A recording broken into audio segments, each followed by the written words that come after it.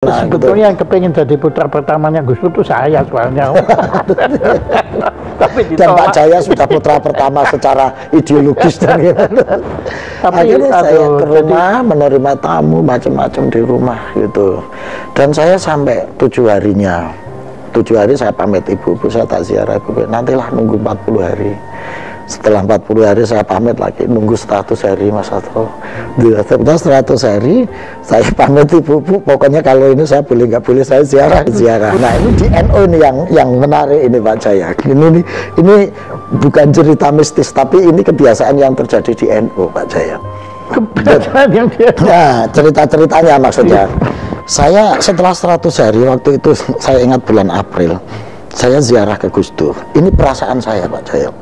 Begitu saya duduk, saya ziarah ila hadratun Nabi Al-Fatihah, ila ruhi Gus Dur Al-Fatihah, baca doa. Perasaan saya itu Pak Jaya, Gus Dur itu datang dan sambil senyum-senyum itu bilang, kon niku lho tro ngopo jajak ndonga ning kene. Jadi kata Gus Dur, aku itu kon dongakno kon diwai iso.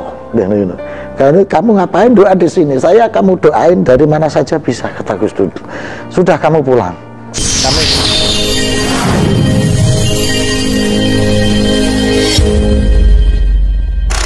Selamat datang di N2 Nusantara. Semoga saudaraku sebangsa setanah air diberikan kesehatan bersama keluarga tercinta, dan semoga yang subscribe, like, comment, and share diberikan kemudahan atas segala urusannya. Amin. Mari kita raih Indonesia Emas 2045.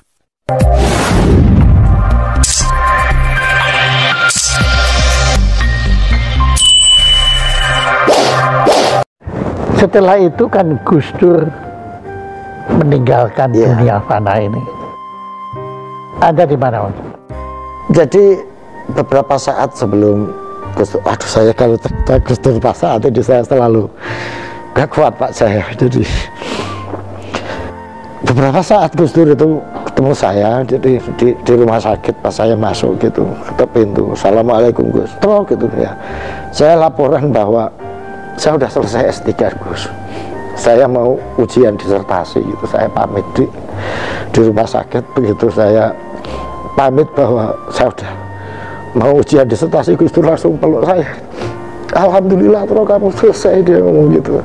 Berarti udah saya bersama apa istilahnya tugas ini udah selesai lah gitu. Kamu jadi S3, kamu udah jadi dokter, nanti saya akan datang pas ujian kamu gitu. Saya bilang, Gus, aku didoakan saja, Gus Dur nggak usah datang, Gus Dur di rumah sakit gitu. Biar ibu datang yang datang, ya kalau ibu datang nggak apa-apa Gus. Disertasimu tentang apa? Saya bilang, disertasi saya itu tentang Gus, bagaimana mengkonversi sosial kapital menjadi ekonomi kapital. Jadi bagaimana sosial kapital, simbolik kapital yang namanya agama ini bisa dikonversi menjadi ekonomi kapital. Nah, aku jaluk disertasimu. Ya Gus, nanti tak kasih, tapi yang penting tak ceritani aja lah Gus, saya ngomong gitu. Terus saya cerita tentang disertasi saya itu. Saya dirangkul lagi, ya selamat ya terus gitu. Nah, saya sudah selesai berarti, dia ngomong gitu. Itu yang saya ingat. Beliau bicara saya sudah selesai. Itu yang kadang saya aduh nggak speechless gitu Pak Jaya. Jadi dan saya merasa bahwa sumpah saya untuk keliling Nusantara untuk meneruskan jejak beliau itu belum dicabut gitu loh gitu. Nah pas beliau meninggal, itu yang menarik. 25 Desember saya itu konser Pak Jaya. Waktu itu konser di perbatasan, di daerah perbatasan, karena saya keliling. Perbatasan mana? Waktu itu di daerah Karimun, di perbatasan Mbak, karena saya di Karimun, terus kemudian di perbatasan itu saya roadshow konser di beberapa tempat. Programnya waktu itu pariwisata dan ekonomi kreatif, Kemenparekraf. Tanggal 28 itu saya sudah selesai konser. Saya ditawari, Mas Astro diperpanjang ya sampai tahun baru. Saya tuh ngotot, enggak Mbak, saya harus pulang, saya nggak mau diperpanjang, saya pulang aja. Mas ini soalnya meskipun itu udah selesai, tapi ini ada beberapa yang di cancel, itu pengennya Mas Astro untuk meneruskan itu. Enggak, saya pulang aja. Akhirnya 29 saya pulang gitu. 29 saya pulang, 30 itu saya mau jenguk Gus Dur. Itu sore saya mau jenguk, tiba-tiba ditelepon Gus Dur udah nggak ada. Begitu telepon nggak ada, saya mau ke rumah sakit, terus ibu bilang, Mas Astro nggak usah ke rumah sakit, ke rumah saja untuk mempersiapkan gitu, karena di rumah nggak ada orang, Mas Astro ke rumah saja. Akhirnya saya ke rumah untuk mempersiapkan yang di rumah itu. Untuk jadi Anda nggak ketemu Gus Dur waktu beliau meninggal? Enggak, tapi begitu sampai rumah, saya yang menerima jenazah beliau dari mobil, dan sempat saya memandikan, sempat saya mengkafani beliau gitu. Pas terakhir saya yang istilahnya ngupokoro jenazah sampai menempatkan beliau di tempat pesolatan. Dan itu biasanya dilakukan orang yang dekat dengan yang alhamdulillah saya berkesempatan untuk itu.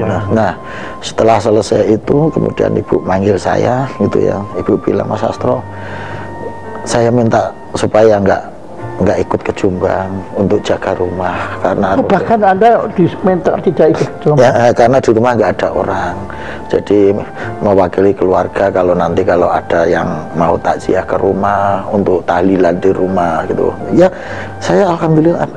Iya Bu, saya terima itu, saya terima. Jadi seolah-olah Anda putra pertama ya? Mungkin nggak begitu, Pak, karena kebetulan saya yang ada di situ, Pak. Jadi semuanya berangkat ke sana. Sebetulnya yang kepingin jadi putra pertamanya Gus Dur itu saya soalnya. Dan Pak Jaya sudah putra pertama secara ideologis dan gitu. Akhirnya saya ke rumah menerima tamu macam-macam di rumah gitu, dan saya sampai 7 harinya. 7 hari saya pamit ibu, saya tak ziarah ibu, nantilah nunggu 40 hari. Setelah 40 hari saya pamit lagi, nunggu 100 hari Mas Astro.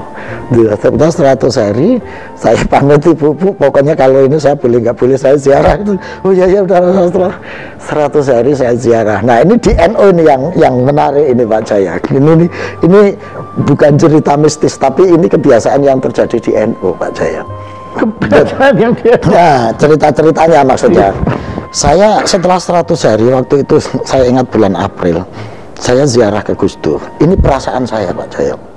Begitu saya duduk, saya ziarah ila hadratun Nabi Al-Fatihah, ila ruhi Gus Dur Al-Fatihah, baca doa. Perasaan saya itu Pak Jaya. Gus Dur itu datang dan sambil senyum-senyum itu bilang, kon niku lho tro apa jajak ndonga ning kene. Jadi kata Gus Dur, aku itu kon dongakno kon diwai iso.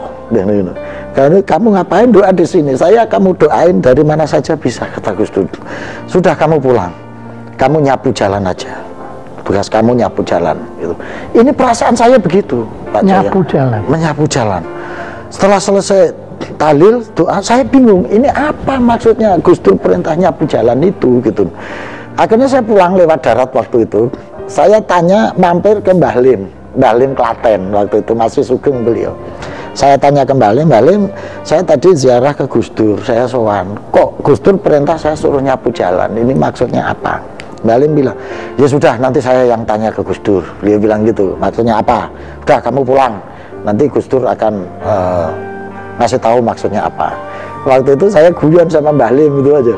Nanti Mbah kalau tanya sekalian ya Mbah, takon apa jadi. Kalau nanti kalau suruh nyapu jalan ongkosnya dari mana?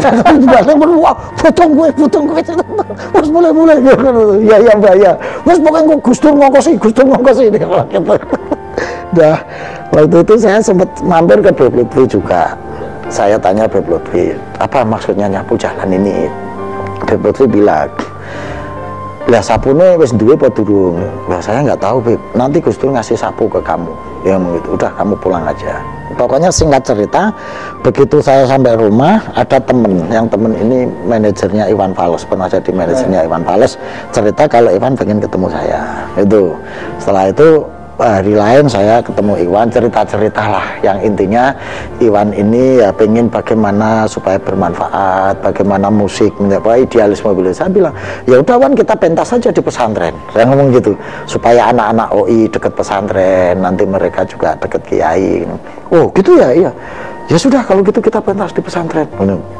Akhirnya saya telepon Beb Lutfi, Beb, Iwan mau pentas. Wah ya itu sapumu Mas Astro. Jadi anak-anak jalanan nanti ajari sholawat, ajarin ngaji, supaya mereka nanti jiwanya, hatinya tenang dengan sholawat. Terus jalan, memang nyariin pesantrennya untuk pentas sampai sekarang itu juga saya jalani Pak saya untuk nemenin masih nyapu jalan ya. Iya, nemenin anak-anak itu, anak-anak pang, anak-anak slanker, setelah sama Iwan sama slang saya keliling ke pesantren-pesantren untuk itu. Jadi wah, ini Gus Dur ini memang luar biasa gitu. Jadi Gus Dur memang dalam hidup Anda berperan besar. Sangat berperan, apalagi saya itu sejak 81 itu ayah saya meninggal, ya bagi saya Gus Dur ini ya guru, ya orang tua, ya gitu. Jadi sebetulnya di satu sisi Anda kehilangan Gus Dur, tetapi secara spiritual Anda tidak kehilangan Gus Dur. Gus Dur masih hadir. Insya Allah begitu, karena ya pada saat-saat tertentu ketika saya nggak tahu ya entah mimpi atau apa Gus Dur. Anda merasakan itu? Iya, begitu. Ya Mas Sastro, ya, terima kasih. Saya mengucapkan terima kasih Anda berbagi satu kisah persahabatan manusia dengan sesama manusia yang sangat mengharukan. Terima kasih dan Pak Jaya. Sangat indah. Amin. Terima kasih.